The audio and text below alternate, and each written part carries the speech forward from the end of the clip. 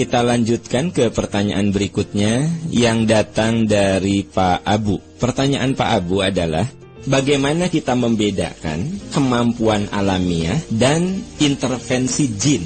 Itu pertanyaan Pak Abu. Begini Pak Abu, kemampuan alami itu biasanya didapat melalui proses alamiah.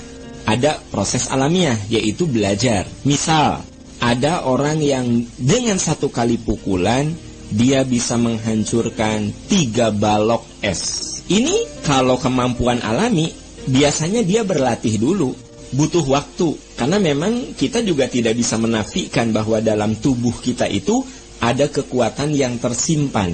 Ada orang yang matanya ditutup, lalu disimpan objek-objek tertentu, lalu dia bisa memukul dengan tepat objek-objek itu, padahal matanya ditutup. Nah, ini dilatih indera keenamnya, sehingga dia tahu posisi-posisi sasaran.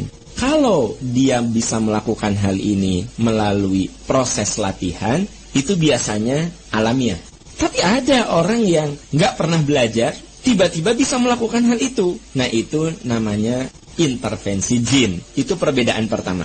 Perbedaan kedua, kemampuan alami itu sifatnya rasional, bisa dijelaskan oleh logika-logika ilmiah. Kalau intervensi jin itu biasanya tidak bisa dijelaskan. Contoh, ada orang yang sakit, sebut saja batu ginjal. Dalam ginjalnya ada batu. Datang ke dokter. Itu secara rasional, dokter bisa menjelaskan atau bahkan melakukan tindakan operasi, mengambil batu itu. Dan itu dipelajari, logik, reasonable. Sementara ada lagi orang yang datang ke suatu tempat, batu ginjalnya bisa disembuhkan, tapi dengan cara yang tidak bisa dijelaskan.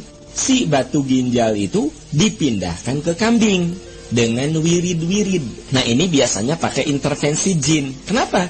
Nggak bisa dijelaskan bagaimana wirid itu bisa memindahkan batu ginjal ke kambing.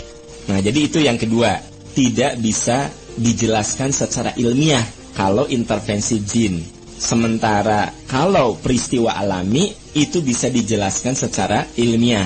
Itu dua hal yang membedakan mana kemampuan alami dan mana intervensi jin. Itu Pak Abu yang bisa saya jawab.